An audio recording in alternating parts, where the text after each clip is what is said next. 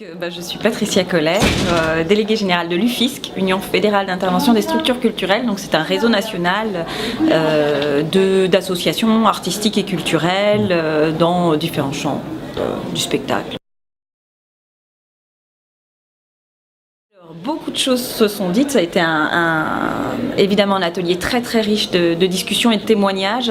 Ce qui est un peu ressorti, c'est qu'on a commencé par exemple la discussion sur le niveau européen. Et en fait très rapidement on s'est aperçu qu'on avait une articulation en fait entre les différents niveaux de collectivités. Désormais on n'était plus seulement dans l'espace national. Déjà il y avait évidemment les territoires à considérer, les collectivités territoriales, mais qu'en plus on était dans un cadre plus global européen et qu'il y avait véritablement une articulation au niveau des réglementations, des législations et des impacts que ça avait sur les structures. Donc on a véritablement lié tout au long de l'atelier les questions européennes, de politique européenne, de construction de la politique européenne aujourd'hui, les questions nationales sur la reconnaissance justement des démarches et des actions politiques, enfin des démarches politiques qui est posées par les associations sur leur contribution au bien commun, et puis au niveau des collectivités territoriales également. Et la deuxième chose, c'est qu'on était aussi dans une considération qu'il y avait une grande urgence. C'est vraiment ressorti des témoignages qu'on a vus, avec une vraie difficulté des associations qui sont en train de perdre des emplois, qui sont en train de ne plus pouvoir conduire leurs actions auprès de publics parfois en difficulté, aussi sur des actions fortes sur l'environnement ou sur les prisons, etc. Et qu'il y avait vraiment cette urgence-là qui se profilait, à la fois du fait qu'il y avait des moins de financement, mais aussi parce qu'il y avait des demandes de justification de plus en plus difficiles et de plus en plus de l'ordre de la prestation, en fait, un découpage par action, etc., qui était très difficile à considérer dans l'action des assos, dans leur fonctionnement global.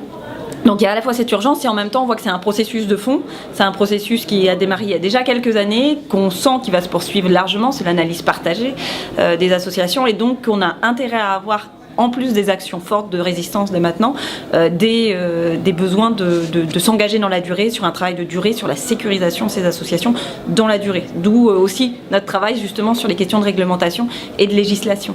Et là, on voit qu'il y a plusieurs choses qui émergent. La première chose qui émerge, c'est de faire reconnaître en plein le travail de ces associations, de leur démarche citoyenne.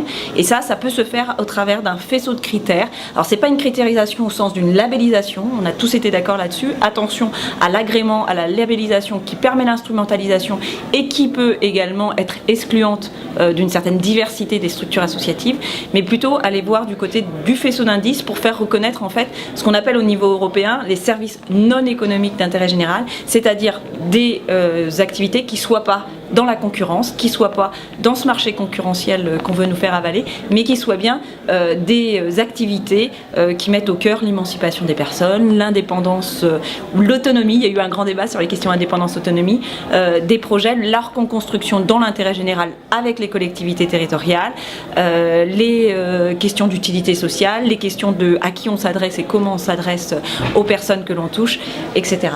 Donc il y a eu un peu un débat là-dessus, on est tous tombés d'accord pour se dire qu'il fallait approfondir ces critères et voir comment justement ça pouvait être traversé, à la fois la question européenne, la question d'une loi, pourquoi pas au niveau national, à creuser, et en tout cas de la circulaire, puisqu'il y a la révision de la circulaire Fillon sur la contractualisation association collectivité territoriale. Il faut qu'on puisse amener ce débat à cet endroit-là.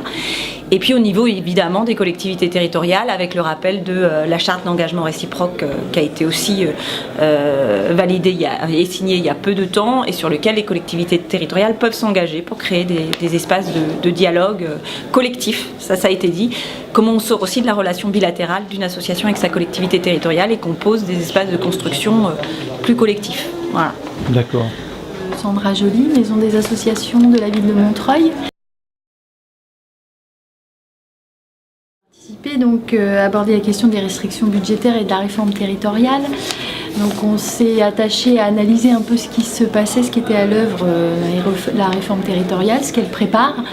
Donc une recomposition des échelons administratifs et donc la place du citoyen, la démocratie participative dans cette réorganisation et des risques encourus pour le soutien à la vie associative.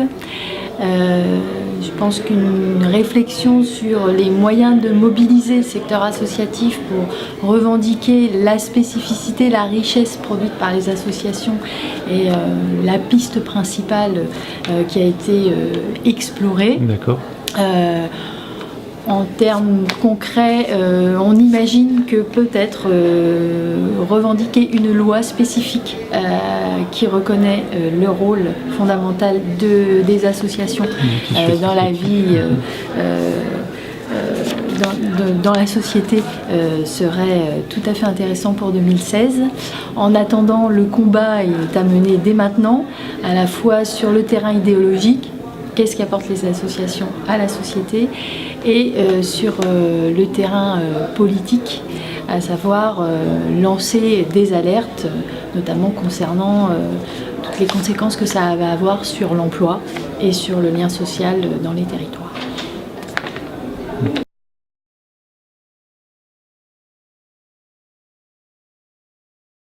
Donc, bonjour, je suis Julien Breuil du collectif des associations citoyennes.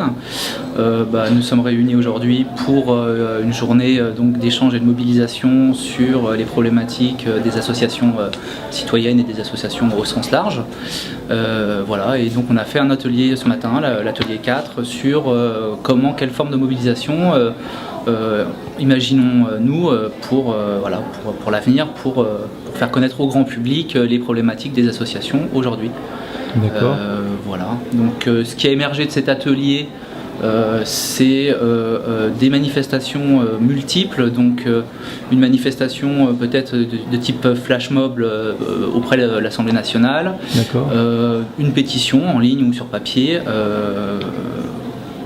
et puis une campagne de communication et médiatique pour élargir la base et que l'ensemble des citoyens soient au courant des problématiques des associations aujourd'hui. D'accord.